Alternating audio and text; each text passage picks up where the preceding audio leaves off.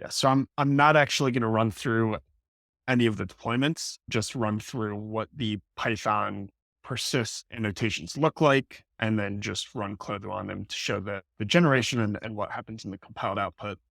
So we can start with ORM. So for ORM in Python, we're using SQL Alchemy, and SQL Alchemy has a create engine function. That is essentially what's going to generate our connections. So that is what we are annotating. It'll work whether you do the from SQL Alchemy import create engine, or if you just import SQL Alchemy and then do SQL Alchemy create engine. So right here, we just have the ID of SQL Alchemy.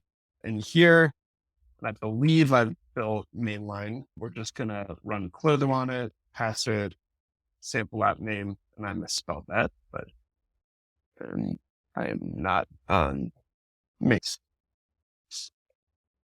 But wrong one. So you can see the persist ORM for Python SQL Alchemy was generated.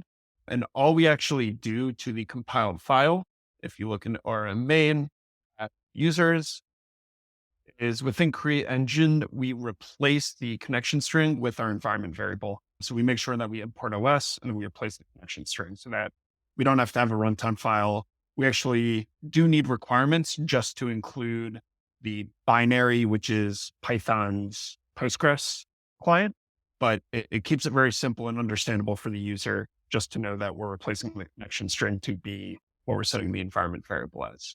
So that'll generate all of our RDS infrastructure, and that's it for Python ORM at the moment. So then if we move to Redis, Redis is actually going to operate in a pretty similar manner, whereas the Redis client takes name parameters. So luckily within our compilation, we can get our arguments list, parse it by the name of the argument, and replace that specific argument. So if you go to Redis and we run Klotho on Redis, you can see that we're generating persist Redis, and it's named Redis. And then if you look at the compiled directory, and it'll be called Redis main, it is similar in the sense where we now set host equal to the environment variable for the Redis host, and we set the port equal to the environment variable for the Redis port. So it's just inline modifications. And here we do not need to even import any requirements because they already have the Redis client working locally if they're using this functionality. Can the port be a string like that, or does it get cast? It can be a string. That's it for Redis. Nice. Okay, over to CloudFS, and CloudFS will show our FS storage. So the way we are doing FS storage is very similar to JavaScript. You import AIO files, and then you will actually, when you do AIO files.open, we support f.read and f.write at the moment just to get object and put object. We'll have to build out more functionality. But the one thing that we've built is here we will actually allow you to alias your imports, and we'll track that through. So say you wanted to manipulate two different S3 buckets, we can actually then do like two different import names so you can act on them differently.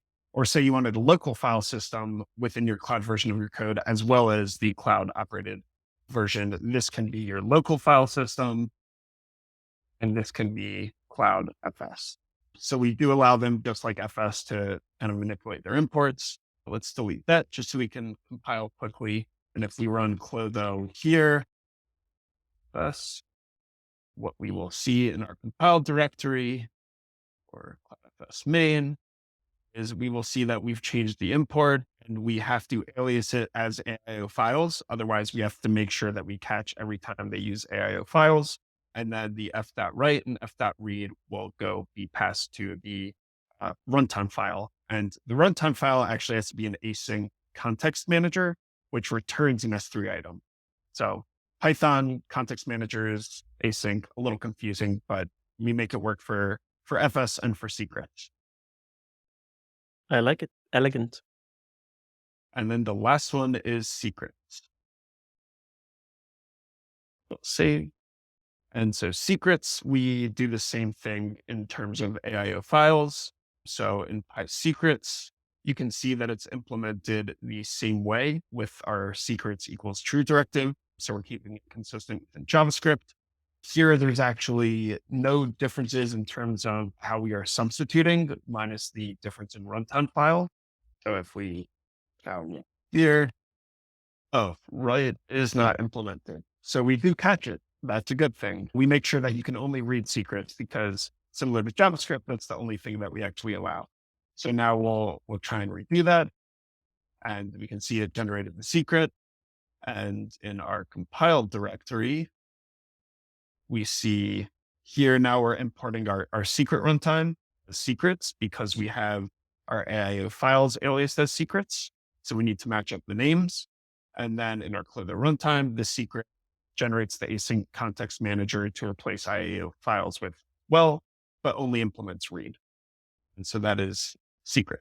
And that's all of our Python persist, minus the KV, which David did at the moment. Quick question about the secrets part. Does it do the same thing as the JavaScript where it allows you to bootstrap the key if you had it in the folder? Yeah, that's in the Pulumi index or the PoyLib, so it should work the same. Yeah. So we copy the my secret key into compiled here as well. And by my secret key being in compiled, deploylib should deploy the secret with that name. And then the one thing that's special about secrets versus regular FS is in regular FS, we do not care what path you're using because that'll just translate to the S3 key. But for secrets, since it's the secret name, we actually require that to be hard coded as a string.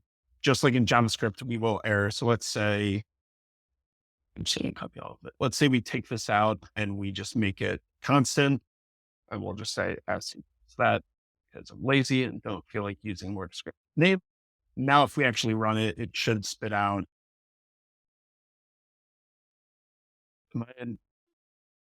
Should spit out that you have to have the secret as a string. Okay. You're in the compiled version? No, you're not. No, I'm not. Can you look at resources.json Resources.json. in the compiled output? Can you scroll to the secret? So it didn't find any secrets. Right. So we're just not bubbling up the error.